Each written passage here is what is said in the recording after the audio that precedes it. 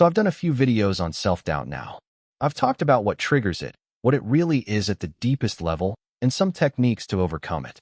And as I've been reflecting on all of that, I found myself thinking about something else. Something that feels like the other side of the same coin.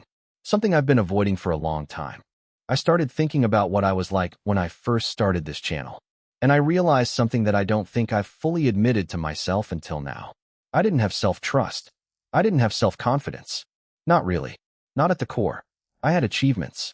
I had a track record. I had people who believed in me. But I didn't believe in myself. I used to be a star student. Pretty much an all-rounder. Good grades. Involved in everything. Teachers praised me. Parents were proud of me. People had expectations of me, and I met them. On paper, I looked confident. I looked like I had it all together. But looking back now, with the clarity of everything I've been through, I don't think I was confident. I think I was just good at performing. I was good at meeting expectations. I was good at getting validation from others.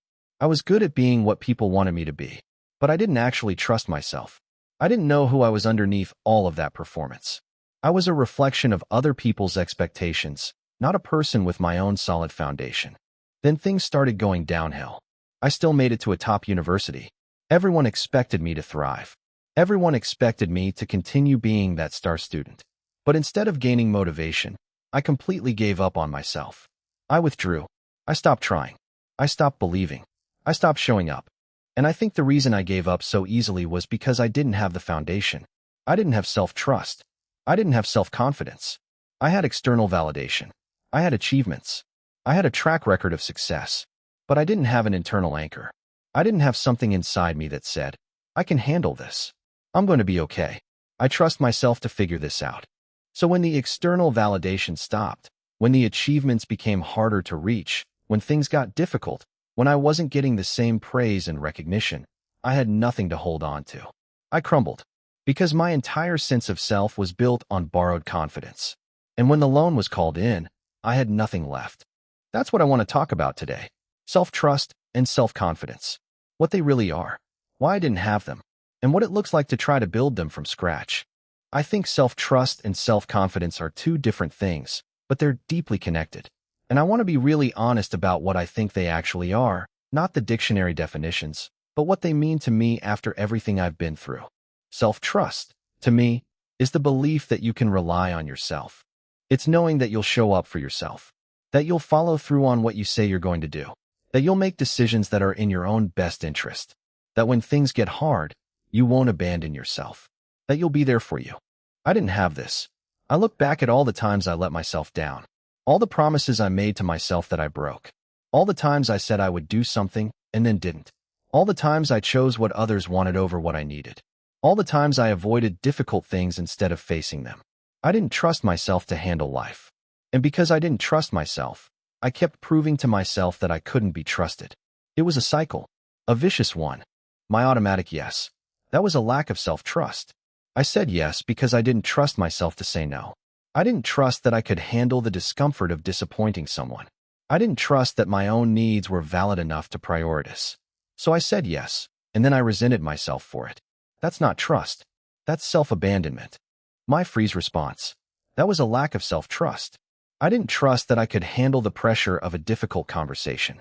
I didn't trust that I could find the right words or manage my emotions. I didn't trust that I could hold my ground or express myself without falling apart. So my body shut down to protect me. But really, it was protecting me from a situation I didn't trust myself to handle. My tendency to describe images instead of answering questions? That was a lack of self-trust. I didn't trust that my direct answer would be accepted.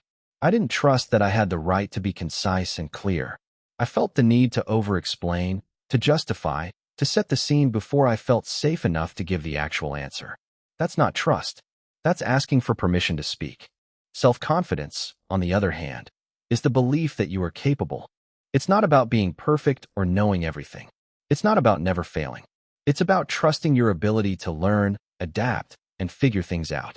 It's about knowing that even when you don't have the answer yet, you're capable of finding it. It's about trusting your capacity to grow. I didn't have this either. I had what I call borrowed confidence. I was confident when I was achieving, when I was getting good grades, when people were praising me, when I was meeting expectations. But that confidence was external. It wasn't mine. It was borrowed from the situation. And as soon as the situation changed, as soon as I wasn't succeeding, as soon as I wasn't getting validation, as soon as I faced something unfamiliar, that confidence disappeared. My lack of curiosity, that was a lack of self-confidence. I didn't look things up because I didn't trust that I would understand them. I didn't trust my ability to learn something new. I stayed in what I knew because stepping into the unknown felt too risky. I was afraid that I wouldn't be able to figure it out, that I'd look stupid, that I'd fail. That's not confidence. That's fear disguised as indifference. My fear of authority, that was a lack of self-confidence. I didn't trust that I was on the same level as senior people. I assumed they were superior. I assumed I was inferior. I assumed they had something I didn't have. I didn't trust that I had anything valuable to contribute. I felt like I needed to earn the right to speak. That's not confidence. That's self-diminishment. So I've been thinking about what it actually means to build self-trust and self-confidence. And I think they're built the same way, through small, consistent actions, through keeping promises to yourself, no matter how small, through facing discomfort instead of avoiding it, through proving to yourself, over and over, that you can handle things.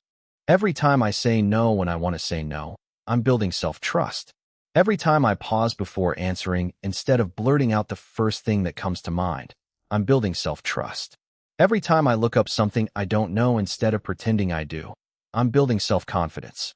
Every time I speak up in front of someone senior, I'm building self-confidence. I'm not saying I've figured it all out. I'm still working on it. I still slip. I still say yes when I mean no. I still freeze. I still avoid things. I still have moments where I feel like I'm back at square one. But I can feel the shift. Slowly. One small step at a time.